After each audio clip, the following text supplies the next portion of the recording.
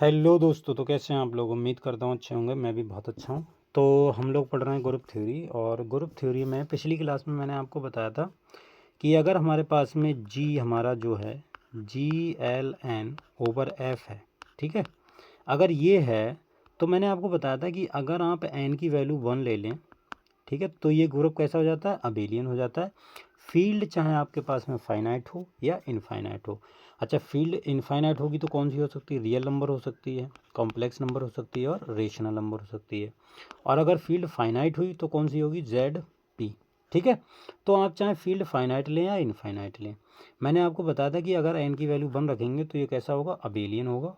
और एन की वैल्यू अगर ग्रेटर देन इक्वल टू 2 रखेंगे तो कैसा होगा, नॉन अबेलियन होगा।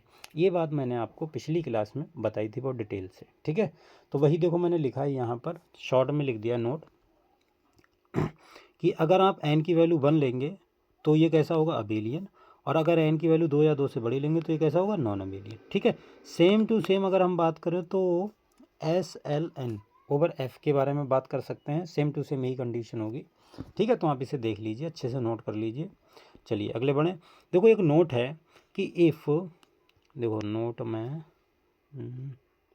हाँ, देखो नोट ये है कि if A is commute with B then A inverse is also commute with B inverse, ठीक है। अच्छा, ये नोट क्या बोलता है कि अगर हमारे पास में कोई ए है, कम्यूट का मतलब क्या होता है कि आप ए बी करें और वो बी ए के बराबर आना चाहिए, तो ए और बी आपस में कम्यूट करेंगे। अबेलियन ग्रुप की प्रॉपर्टी होती है ये। ऐसा हो जाए तो अबेलियन होता है, और अगर ऐसा होगा तो कम्यूट भी करेंगे। सीधी सी बात एक ही है। अच्छा, सेकंड चीज़ ये बोल रहा है कि अगर ए बी के साथ में कम्यूट करता है तो ए इनवर्स बी इनवर्स के साथ में कम्यूट करेगा। इसका मतलब ये है कि इफ़ अगर ऐसा है तो ए इनवर्स बी इनवर्स बराबर बी इनवर्स ए इनवर्स होगा, ठीक है, ये बोल रहा है। अच्छा, सेकंड पॉइंट क्या है, सेकंड पॉइंट ये है कि A is commute with B then A inverse, sorry, A is commute with B, मतलब ए अगर बी के साथ में कम्यूट कर रहा है, यानी ऐसा होगा ए बी बराबर बी ए होगा, तब ये बोल रहा है दिस इम्प्लाइज दैट ए जो है वो बी इनवर्स के साथ में भी कम्यूट करेगा। कहने का मतलब ए बी इनवर्स बराबर क्या होगा, बी इनवर्स ए, ठीक है। ये सेकंड पॉइंट ये बोल रहा है, राइट। मेरे हिसाब से क्लियर हो गया होगा। तो ये 2 पॉइंट हैं। अगले देखिए, अगले एक नोट ये है, अब ये नोट दोनों बड़े इंपॉर्टेंट हैं कि अगर ए बी, देखो ए बी अगर आपने 2 एलिमेंट लिए, देखो मैं इधर बताता हूँ इसको, कि अगर आपने 2 एलिमेंट लिए, ठीक है, और उसका स्क्वायर कर दिया, और अगर वो ए स्क्वायर बी स्क्वायर के बराबर आ गया for all A comma B belongs to G, कोई भी 2 एलिमेंट, केवल तभी सिर्फ और सिर्फ तभी ऐसा होगा जब जी तुम्हारा कैसा होगा, अबेलियन होगा, तब ऐसा होगा, ठीक है। अगर ए बी का स्क्वायर करने पर ए स्क्वायर बी स्क्वायर मिल रहा है तब तुम्हारा जी कैसा होगा, अबेलियन। और अगर जी अबेलियन होगा तब ये वाला होगा, ठीक है। अगर ये होगा तो ये, और ये होगा तो ये, मतलब दोनों तरफ से ये कंडीशन सही है। अगर जी अबेलियन हो गया तो ये वाली कंडीशन हम लिख सकते हैं, और अगर ये वाली कंडीशन लिख पा रहे हैं इसका मतलब क्या है कि जी हमारा अबेलियन है, ठीक है। तो ये तो आंसर सही है बिल्कुल। अच्छा, सेकंड आप देखिए, इसको मैं मिटा रहा हूँ। सेकंड आप देखिए, सेकंड क्या बोल रहा है कि, देखो सेकंड ये बोल रहा है कि अगर आप, देखो मैं इधर लिखता हूँ कि अगर आप ए बी की पावर एन करें, और मान लो वो ए बराबर बी बराबर ए की पावर एन बराबर बी, सॉरी, ए की पावर एन इंटू बी की पावर एन आ जाए, तो ये क्या ये जी अबेलियन होगा, क्या ये इम्प्लाइज करता है, ये क्वेश्चन मार्क लगा हुआ है, ये देखिए, ठीक है। तो ज़रूरी नहीं है ऐसा, इसका आंसर है नीड नॉट। अगर आपके पास में ऐसा हो रहा है, एन मान लो कुछ भी हो सकता है, 2 3 4 5, ठीक है, मतलब 2 तो यहाँ पर नहीं होगा, यहाँ 2 से बड़ा ही होगा, क्योंकि 2 के लिए तो ये रिजल्ट सही है। तो मान लो एन की वैल्यू 3 है, 4 है, 5 है, अगर ऐसा हो रहा है तो क्या जी अबेलियन होगा, तो आंसर है नीड नॉट। कैसे, देखो अगर हमने मान लो कोई, जैसे मान लो मैंने ग्रुप ले लिया जी बराबर D4, ठीक है, D4 ले लिया। अब इसमें से कोई से मैंने 2 एलिमेंट उठाए, कहाँ से उठाएं, जी से, यानी D4 से, ठीक है, कोई भी 2 एलिमेंट उठा लिए D4 से। अब अगर मैं a इंटू बी करूँ, उसकी पावर 4 करूँ, ठीक है, तो हमें पता है कि D4 के जो एलिमेंट होते हैं, अगर मैंने ए और बी से उठाए हैं, अगर मैं उनकी पावर 4 करूँ, हमेशा आइडेंटिटी के बराबर बनेगा। तो इसको मैं ऐसे लिख सकता हूँ, A4 equal to A4 into B4, ऐसे लिख सकता हूँ, ठीक है। अब मान लिया आपने कोई सा एलिमेंट उठा लिया, जैसे मान लिया आपने A = उठाया R90, ठीक है, और B = उठाया मान लिए आपने, मान लीजिए R270, ठीक है। अब इसकी पावर और इसकी पावर अगर आप करेंगे, दोनों का मल्टीप्लाई करेंगे और उसकी पावर 4 करेंगे और इनको अलग अलग पावर 4 करके बराबर रखेंगे, दोनों चीज़ें आपस में बराबर आएंगी, ठीक है, ये मैं बोल रहा हूँ। तो देखो ये वाली कंडीशन तो सही बात है, तो क्या इम्प्लाई कर रहा है कि, अब देखो ये वाली कंडीशन तो सही होगी इसके अनुसार, तो क्या ये इम्प्लाई कर रहा है कि D4 अबेलियन होगा? नहीं, बट यहाँ पर हम लिख सकते हैं but D4 is not abelian, ठीक है ना। तो रिजल्ट ये बोल रहा है कि अगर ऐसा होगा तो ज़रूरी नहीं है D4 कैसा होगा, अबेलियन होगा, अगर n की वैल्यू 2 या 2 से मतलब 2 से बड़ी होगी। 2 के लिए तो सही बात है बिल्कुल, ठीक है। तो ये रिजल्ट ध्यान रखना, प्रूफ करने की कोई नीड नहीं है, आप डायरेक्ट याद रखिएगा, ठीक। चलिए अगले बढ़ें। देखो अगला क्वेश्चन है आपके पास में, जैसे मैं क्वेश्चन करवाता हूँ। जैसे मान लो आपके पास में A है, ठीक है, A बराबर एक मैट्रिक्स दी है 2 6 3 5, ठीक है, ये मैट्रिक्स है।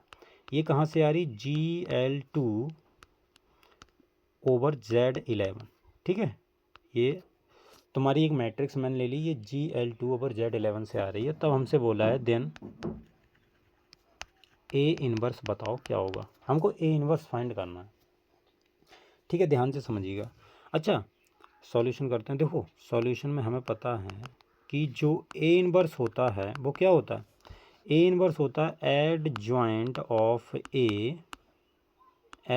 Of A upon determinant of A, ठीक है।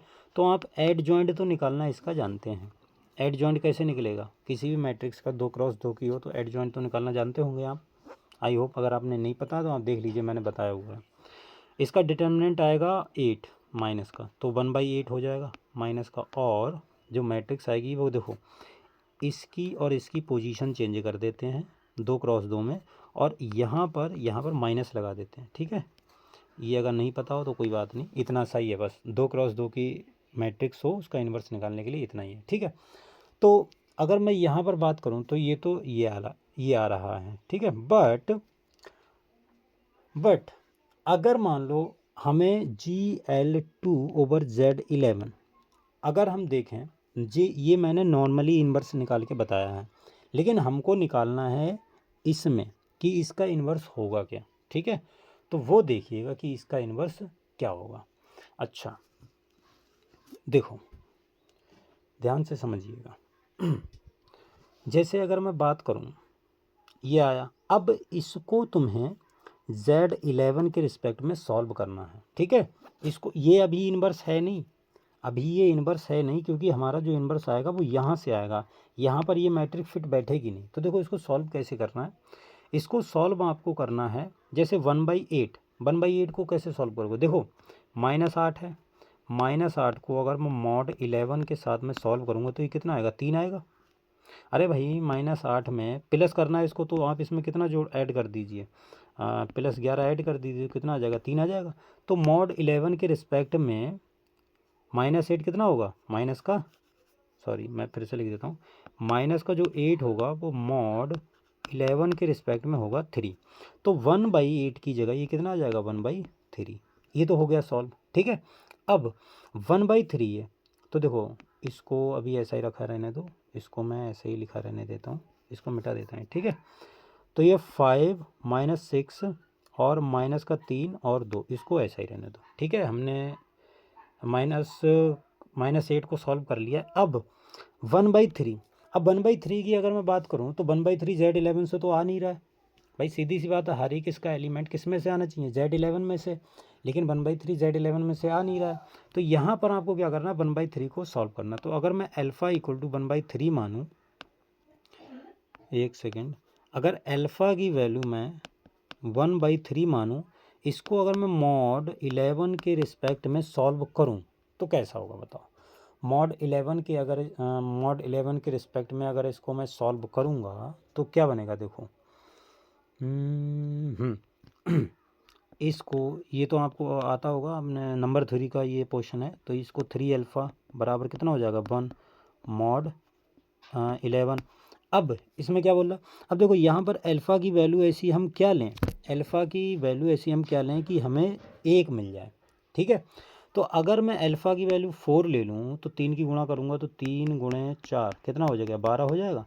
अब 12 को अगर मैं मॉड 11 लगाऊंगा तो 1 बचेगा, बताओ। अगर 12 को मॉड 11 के रिस्पेक्ट में सॉल्व करूँगा तो कितना बचेगा, 1 बचेगा, बोलो। इसका मतलब क्या, 1/3 की जगह मैं कितना लिख सकता हूँ, बताओ। 1/3 की जगह मैं कितना लिख सकता हूँ, 4। समझ में आया। तो 1/3 की जगह मैं लिख सकता हूँ 4, और ये 5 - 6 और -3 और 2। तो देखो 1/3 को मैंने सॉल्व कर लिया है। 1/3 को कहने का मतलब पहले हमारे पास में 1/8 था माइनस का, फिर उसको हमने सॉल्व करके 1/3 किया, फिर इसको 4 मतलब सॉल्व करके 4 किया। अब देखो 4 जो है वो Z11 से आ रहा है, तो इसमें कोई दिक्कत वाली बात नहीं है, ठीक है। तो इसको मैं सभी को मिटा रहा हूँ। अब देखिए, अब हमें किसको सॉल्व करना है, इनको। देखो 5 तो आएगा, कोई दिक्कत नहीं, लेकिन -6 नहीं आ रहा, तो -6 को सॉल्व करना पड़ेगा। अब -6 को सॉल्व कैसे करेंगे, बताओ। चलो पहले इसकी गुणा कर दो 4 की अगर मैं गुणा कर दूंगा तो 4 पंजे 20, ठीक है, और माइनस का 4 छंग 24 और 4 तियाँ 12 और 4 दूनी 8, ठीक है। अब इसको मॉड 11 के रिस्पेक्ट में सॉल्व करो तो देखो 20 को मॉड 11 के रिस्पेक्ट में करेंगे तो कितना आएगा 9, और -24 को ये भी कितना आएगा 9, और 12 को ये आ जाएगा 10, ये आ जाएगा 8। तो इनवर्स ये निकल के आया, ठीक है। अब ये कैसे आया, देखो इसको सॉल्व करके, जैसे 20 मॉड 11 तो कितना आएगा, बताओ। मॉड 11 करोगे तो कितना आएगा, सीधी सी बात है, प्लस का है तो कोई दिक्कत वाली बात नहीं, 9 आएगा, नहीं आएगा, ठीक है। तो 20 को हमने सॉल्व किया तो कितना आया, 9। अच्छा, अगर आप -20 को सॉल्व करेंगे, देखो मैं अगले पेज पर लिख देता हूँ। जैसे हमारे पास में जो ए इनवर्स निकल के आया है वो ये निकल के आया है 9, 9 और 10, 8, ठीक है।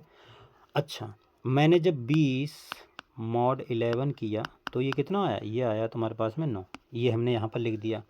-20 मॉड 11 करोगे तो कितना आएगा ये।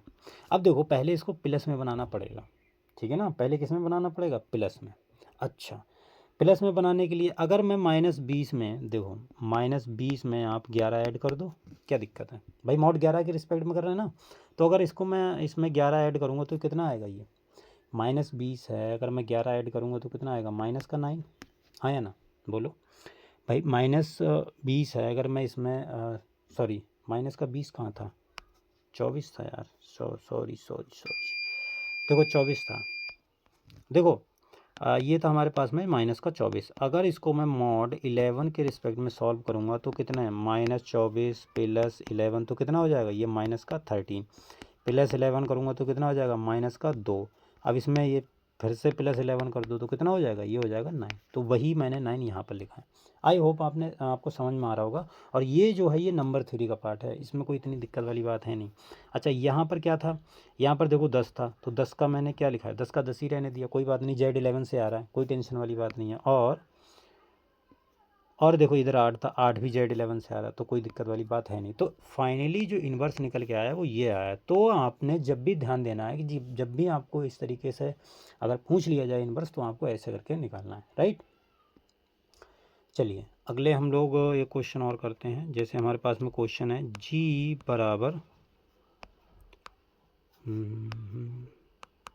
बराबर मान लो ये दिया है 5, 5, 15, 25, 35, ठीक है। ये हमारा ये पूछ रहा है क्या ये ग्रुप बनेगा, इस ग्रुप, चलो मैं सही से लिख देता हूँ, रुक जाओ 1 सेकंड रुको। देखो क्वेश्चन ये है, हमारे पास में जी दिया है, ये दिया है 5, 15, 5, 15, 25, 35। ये पूछ रहा है इस group with respect to multiplication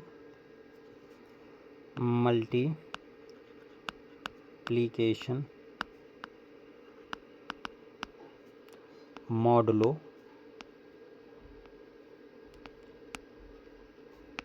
40। ये हमसे पूछ रहा है क्या ये ग्रुप बनेगा। मॉडुलो 40 के रिस्पेक्ट में, मॉडुलो 40 के रिस्पेक्ट में कि ये ग्रुप बनेगा। चलिए इसको सॉल्व करते हैं, अच्छा क्वेश्चन है। देखो छोटा कर देते हैं थोड़ा। हाँ अब देखो इसको, जब भी तुम्हारे पास में ऐसा ग्रुप आ जाए, नंबर आ जाए, तो इसको सॉल्व कैसे करना है। तो देखो सबसे पहले आपको एक टेबल बना लेना है। कैसे करके, देखो ऐसे करके टेबल। अब इधर आपको लिखना है मॉडुलो 40, मॉडुलो 40, और इधर एलिमेंट 5, 15, 25, 35। ठीक है, इधर भी वही एलिमेंट लिखना है, 5 और 15, 25, 35। ये कैले टेबल होती है। ठीक है, इसे क्या बोलते हैं, कैले टेबल। तो आपको सबसे पहले जो भी नंबर दिए हैं आप समझ लीजिए क्या होती है। सबसे पहले हमें प्रूफ करना है कि ये ग्रुप बनाएगा कि नहीं बनाएगा। तो सबसे पहले इस तरीके के आपको अगर नंबर दिए हों, इस तरीके का अगर आपको ग्रुप दिया हो और आपको कुछ नंबर दिए हो, तो सबसे पहले आपको इस तरीके से कैले टेबल में लिख लेना। ये कैले टेबल होती है। ठीक है, लिख लिए हमने नंबर। अब हमको क्या करना है, अब हमको इसकी और इसकी गुणा करनी है। ठीक है, इसकी और इसकी गुणा करनी है। कितनी आएगी, 25। 25 में मॉडुलो 40 देखना है क्या आएगा। तो 25 मॉडुलो 40 करेंगे तो ये 25 ही आएगा, कोई दिक्कत वाली बात नहीं है। ठीक है, तो इसको 25 ही लिखा रहने देंगे, इसको हम मिटा रहे हैं। तो देखो ये तुम्हारा कितना आ जाएगा, ये तुम्हारा आएगा 25। अब 25 की सॉरी ये 5 की 15 में गुणा करेंगे तो 15 पंजे कितना होता है, 75, 75। अब 75 को अगर हम मॉड 40 के रिस्पेक्ट में सॉल्व करेंगे तो कितना आएगा, 35 आएगा। बोलो, तो ये आ गया तुम्हारा 35। ठीक है ना। अच्छा, तो इसी प्रकार से हम 25 की सॉरी इस 5 की हम 25 में गुणा करेंगे। तो 5 की और 25 में गुणा करेंगे तो कितना आएगा, 125। और 125 को मॉडुलो 40 के रिस्पेक्ट में सॉल्व करेंगे तो कितना आएगा, ये बताओ। 4 दूनी 8, 4 तियाँ 12, 5 आएगा। बताओ, इस तरफ 5 आ जाएगा। तो ये आ गया हमारे पास में 5। इसी प्रकार 25 की यहाँ 35 में गुणा करेंगे, मॉडुलो 40 लगाएंगे तो ये 15 आएगा। ठीक है, 15 की 25 में गुणा करेंगे तो कितना आएगा, ये आएगा तुम्हारा 35। ठीक है, और ये आएगा 25। ठीक, और ये आएगा तुम्हारा 15। इनकी आप गुणा कर लीजिए आराम से, मॉडुलो 5 लगा लीजिए।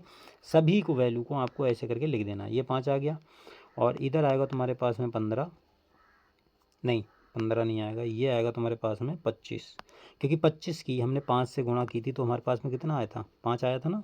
तो ये आ गया तुम्हारे पास में 5, और ये आ जाएगा 15, और ये आ जाएगा 25, और ये आ जाएगा तुम्हारे पास में 35। ठीक है, इधर करेंगे तो ये 15 आ जाएगा, और ये 5 और 35 और ये 25। ठीक है, तो हमने ले दे के गुणा तो ली कर। अब हमें कैसे करके पता चलेगा कि ये ग्रुप होगा कि नहीं होगा। तो देखो ध्यान से समझना जो मैं बता रहा हूँ। सबसे पहले आपको देखना जो आपने गुणा करके लिखा है, जो आपने गुणा करके लिखा है, जितने भी एलिमेंट है क्या इसी में से आ रहे हैं, ग्रुप में से।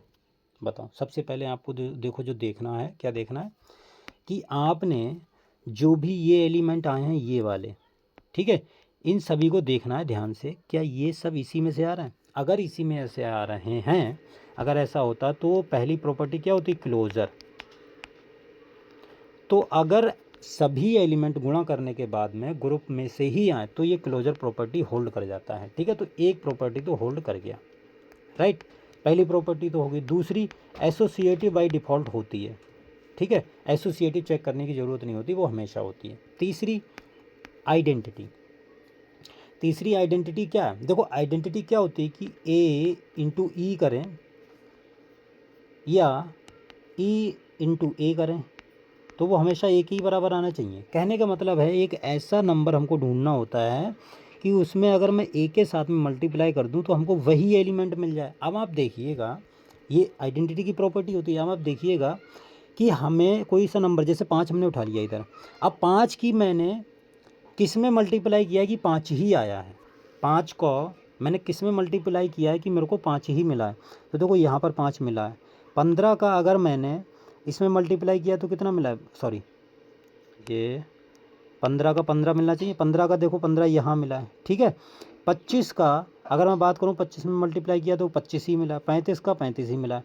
कहने का मतलब ये है कि हमको एक ऐसा नंबर ढूंढना होता है कि मान लो एक नंबर ए है, अगर उसमें बी का मल्टीप्लाई कर दूं तो मुझे ए ही मिल जाए, तो जो बी होता है वो हमारा आइडेंटिटी होता है। अब यहाँ पे आप देखिए 5 का जैसे ही आपने 25 में मल्टीप्लाई किया हमको क्या मिला 5, 15 का आपने 25 में मल्टीप्लाई किया तो कितना मिला 15, और 25 का अगर आपने 25 में मल्टीप्लाई किया तो कितना मिला 25, और 35 का अगर आपने 25 में मल्टीप्लाई किया तो कितना मिला 35। इसका मतलब क्या है कि इसकी जो आइडेंटिटी है, इस ग्रुप की जो आइडेंटिटी है कितनी हो गई 25। बताओ ये बात समझ में आई। इसकी जो आइडेंटिटी होगी वो हो गई है 25। अब इन्वर्स वाले प्रॉपर्टी में हमने क्या देखा था, इसको थोड़ा सा छोटा और करते हैं। इन्वर्स वाली प्रॉपर्टी हमने क्या देखा था, देखो चौथी प्रॉपर्टी है कि ए इंटू बी अगर करने पे मुझे आइडेंटिटी मिल रहा है तो जो ए है इसका इन्वर्स बी होता है, ठीक है ना। 2 नंबर का मल्टीप्लाई कर दूं अगर मुझे आइडेंटिटी मिल जाए तो इसका इन्वर्स कौन सा होगा, मतलब ये मतलब जो बी है वो इसका ए का इन्वर्स है। ये बात पता है आपको, या आप इसे ऐसे भी लिखते हैं हम लोग कि ए इंटू ए इन्वर्स बराबर आइडेंटिटी, यही तो होता है। अब आप देखिए, आप कोई नंबर उठाइए और उसमें देखिए आपने किससे मल्टीप्लाई करने पर आपको आइडेंटिटी मिल रहा है। इसकी आइडेंटिटी कितनी है 25। इसका मतलब आप 5 को उठाइए, तो अगर हम 5 की बात करें तो 5 का किस में मल्टीप्लाई कर दूं कि मेरे को 25 मिल जाए। देखो आपने जब 5 का 5 में मल्टीप्लाई किया है, 5 का 5 में आपने मल्टीप्लाई किया है तो कितना मिला 25। 25 क्या है आइडेंटिटी। इसका मतलब ये है कि जो 5 का इन्वर्स है वो कितना है 5 ही है, राइट। ये है बात पते की। बताओ ये चीज़ समझ में आई। इसको थोड़ा सा और छोटा कर देते हैं, तो ये चीज़ मेरे ख्याल से समझ में आ रही होगी। अच्छा अब देखो 25 को उठाओ, तो 25 में आपने किससे मल्टीप्लाई किया कि आपको कितना मिला है 25। तो 25 में आपने 25 से मल्टीप्लाई किया तब आपको 25 मिला, तो 25 का इन्वर्स कितना हो जाएगा 25 खुद, क्लियर। और इसी प्रकार से 35 का इन्वर्स क्या हो जाएगा बताओ। 35 में आपने किससे मल्टीप्लाई किया कि आपको 25 मिला है, तो 35 में देखो 25 यहाँ पर मिला है, तो 35 का अगर आप 35 में मल्टीप्लाई करेंगे तो कितना मिलेगा 25। इसका मतलब 35 का इन्वर्स कितना हो गया 35, ठीक है। और हाँ ये चारों देखो, 5 का इन्वर्स 5, 25 का इन्वर्स 25 और 35 का इन्वर्स 35, 15 बचा। तो देखो 15 का इन्वर्स कितना हो गया, 15 का इन्वर्स हो गया हमारे पास में, देखो 25 ये मिल रहा है तो 15 का इन्वर्स 15, राइट। तो इस तरीके से हम इन्वर्स निकालेंगे, ठीक है। तो देखो आज के लिए हम इतना ही रखते हैं, शोर बहुत मच रहा है, कल हम इसके अगले कंटिन्यू करेंगे। आज के लिए इतना ही, ठीक है। Okay tata bye bye.